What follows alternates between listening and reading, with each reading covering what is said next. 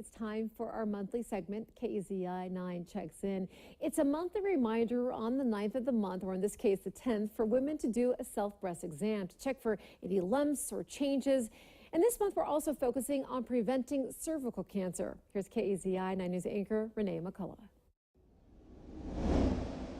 Joining me now is Dr. David Herrmann from Women's Care, and Dr. Herrmann is an expert on women's health. And today we're talking about cervical cancer screening and prevention. So we're going to talk about first what cervical cancer is. Yep, cervical cancer is cancer of the cervix, which is the lowest part of the uterus, it's a cancer similar to other cancers. It's the location of it is in the cervix. That's where it starts. So that's why we call it cervical cancer. But in terms of cancers, it's pretty similar. It will keep growing if we don't do something to stop it, and it can definitely be life-threatening. Okay, is there anything that women can do to lower their chances of getting cervical cancer? Absolutely, yeah, that's why I'm here. The main thing you can do to prevent cervical cancer is to be vaccinated against the human papillomavirus, okay. HPV. If someone's already been exposed to HPV, it could potentially be too late to get the vaccine. The main thing people can do is be completing their Pap screening, HPV testing by seeing their doctor at least yearly.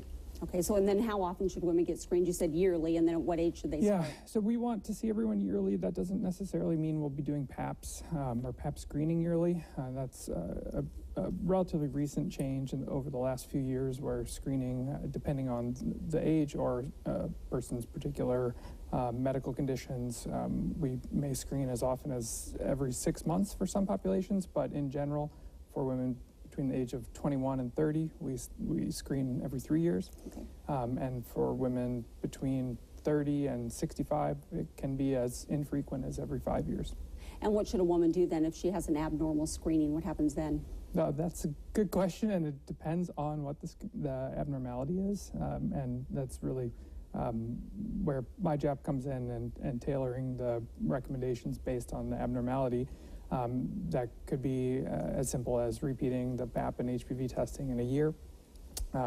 It's pretty common if it's not severely abnormal, but it could mean proceeding to cervical biopsies, or in some cases even treatment if it was cancer diagnosed. Okay, what about pregnant women for treatment and for screening? What do you do in that case? Pregnant women are treated pretty much the same for screening.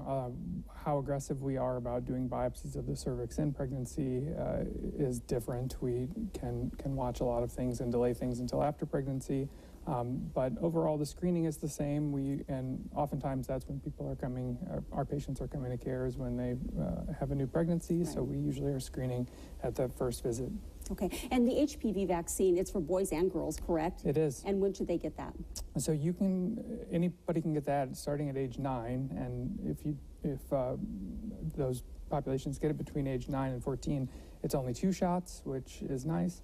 Otherwise, it's 3, or if we're catching up on the vaccine schedule, we're happy to take that over. And that's often something that a patient will get at their pediatrician office, but we do those vaccinations at our office as well. All right, great. Thank you so much for joining us today. That is great information. And for more information on health topics, you can go to womenscare.com.